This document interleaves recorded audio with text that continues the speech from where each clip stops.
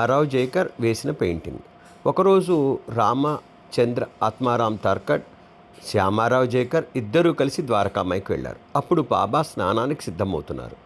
ఆ సమయంలో సూర్యోదపు సూర్యకిరణాలు బాబాపై పడి శరీరం మొత్తం ప్రకాశవంతంగా వెలిగిపోతుంది.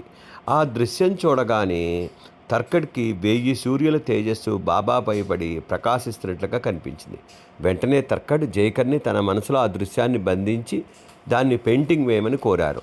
తర్కడ్ కోరిక ప్రకారం శ్యామారావు జైకర్ ఆ దృశ్యాన్ని యథాతథంగా అద్భుతంగా పెయింటింగ్ వేశారు. ఈ పెయింటింగ్ నిశ్చితంగా పరిశీలిస్తే బాబా ముందు ఉన్న నీటితో ఉన్న గంగాళం, చిన్న లోటాను చూడొచ్చు.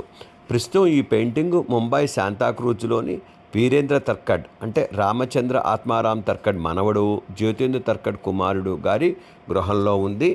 స్వస్తి. ఓం శ్రీ సాయిరామ్.